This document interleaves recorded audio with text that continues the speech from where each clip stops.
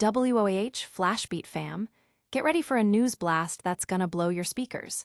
We've got Spinal Tap II. The end continues hitting screens, diving deep into the legacy and the laughs with the legendary trio Christopher Guest, McKean, and Harry Shearer. Plus, we're uncovering the wild story behind why Spinal Tap decided to turn it up to 11 again after all these years, with insights from Rob Reiner and the band themselves. We're also exploring the absolute best movies ever made about fictional musicians, from rock gods to punk pioneers. And don't miss our deep dive into the controversy and the comedy surrounding the new Spinal Tap sequel, featuring rock legends like Paul McCartney. You do not want to miss this.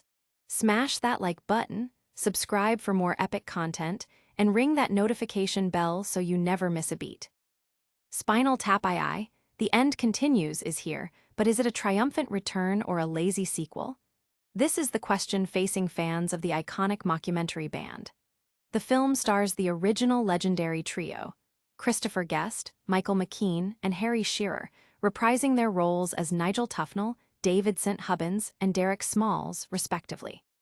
While the original, This Is Spinal Tap, is hailed as a masterpiece of rock mockumentary, the sequel, directed by Rob Reiner, is described as watchable primarily due to the enduring charisma of its stars. Nikki Otis Smith notes that the film struggles to find new comedic ground, with much of the humor relying on the aging rock gods in their signature heavy metal gear. Despite the lack of fresh satire, the film does offer a few standout moments, including McKean's character creating podcast sound effects and a witty line about ghosts. New additions like drummer Valerie Franco and manager Chris Addison are present, but the core appeal remains the original band members. The plot loosely follows the band reuniting for one last show after a 15-year hiatus, a premise that itself is a bit of a cliché. However, the sheer presence and chemistry of Guest, McKean, and Shearer are enough to carry the 84-minute runtime, even when the script falters. The film's reception was lukewarm, with distributor Bleecker Street reportedly giving it minimal promotional push, leading to a quiet opening weekend. Yet, the enduring power of the Spinal Tap brand suggests it will continue to generate revenue through streaming and other avenues. Fans are divided, with some appreciating the return of the beloved characters and others feeling the sequel doesn't live up to the original's groundbreaking status. The debate is whether the nostalgia factor is enough to overcome the perceived lack of originality. Don't go anywhere, because the real story behind this reunion might shock you. Next, we uncover the shocking reason Spinal Tap is back after 40 years. We got 82 cents apiece. Why Spinal Tap decided to turn it up to 11 again. After a nearly 40-year absence, the legendary mockumentary band Spinal Tap has returned with Spinal Tap II, The End Continues. But the journey back wasn't simple. Director Rob Reiner and stars Christopher Guest, McKean, and Harry Shearer revealed that a major driving force behind the sequel was financial injustice. Reiner stated that the original four creators received a paltry 82 cents each in profits from the iconic 1984 film, a fact that incensed Shearer to the point of legal action in 2016. Following a successful lawsuit that returned the rights to the creators in 2018, the question became what to do next. Despite initial reluctance due to the high bar set by the original, which is in the National Film Registry and has phrases in the Oxford English Dictionary, the demand for a sequel and the desire to rectify past financial wrongs spurred them on. The sequel's plot is reportedly inspired by the very reasons for their 15-year hiatus: bad blood and unresolved issues among the band members, which ultimately became the foundation for the new film's narrative. Interestingly, the original film's production was heavily improvised, with scenes shaped in the editing room, a technique that continued for the sequel. The creative team even considered enlisting rock giants like Paul Stanley of Kiss and John Densmore of The Doors for the original band, but opted for comedians who could play to maintain the mockumentary's unique parallel universe.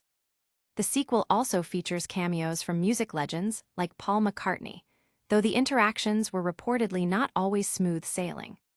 Fans and critics are weighing in on the sequel, with some appreciating the return of the beloved characters and the humor derived from their current endeavors, like Nigel Tufnell's Cheese Shop.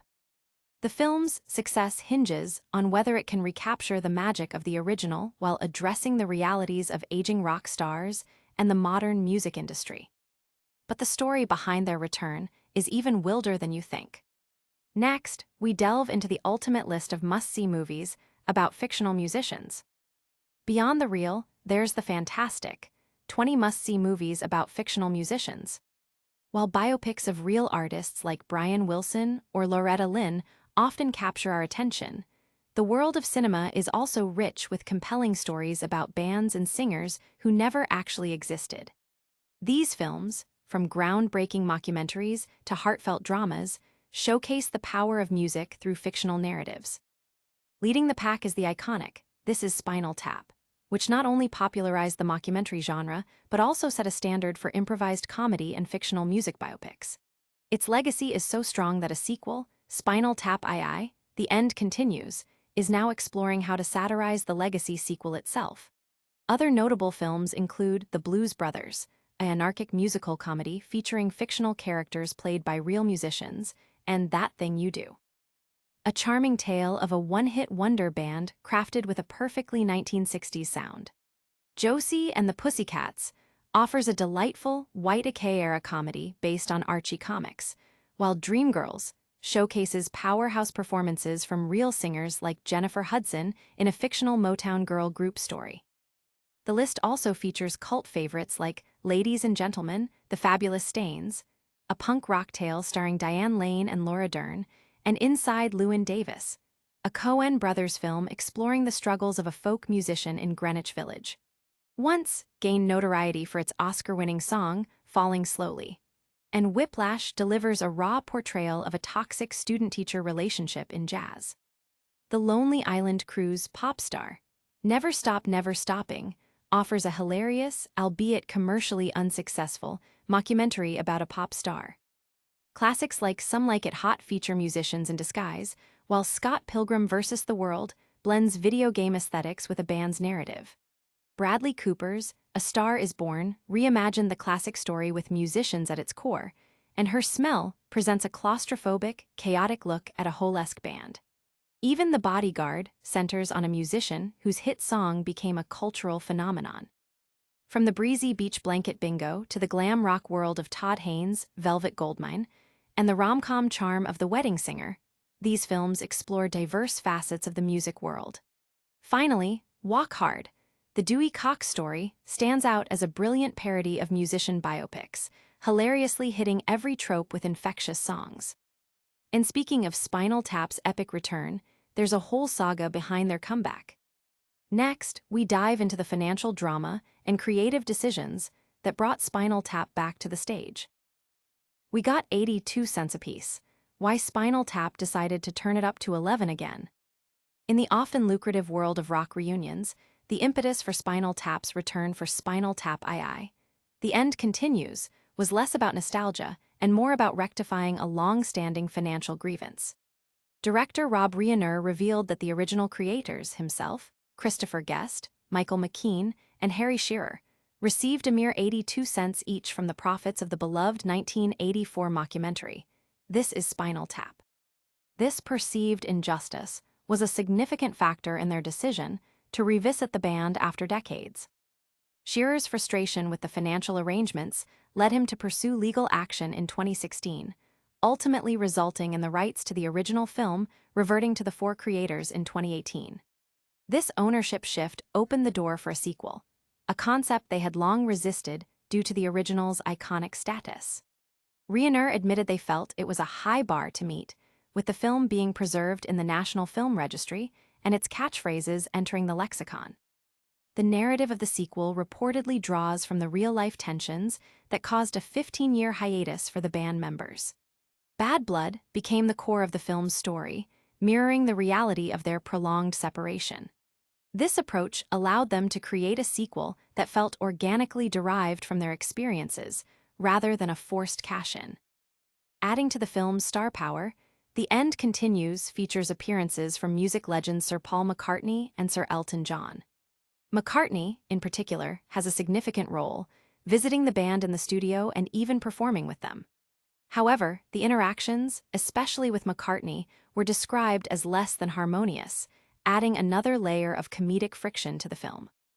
The band members themselves are now in their 70s, and their current pursuits, such as Nigel Tufnell's Cheese Shop, provide a humorous contrast to their rock and roll past. The sequel aims to balance the absurdity of their aging rock star personas with the underlying realities of their long-standing relationships and the music industry. Despite a quiet initial release, the enduring appeal of Spinal Tap suggests the film will find its audience. And that's just scratching the surface of the Spinal Tap saga. Stay tuned for our lightning round recap and your chance to win big.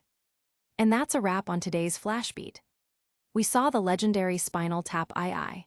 The end continues hit the big screen, bringing Christopher Guest, Michael McKean, and Harry Shearer back for more comedic chaos.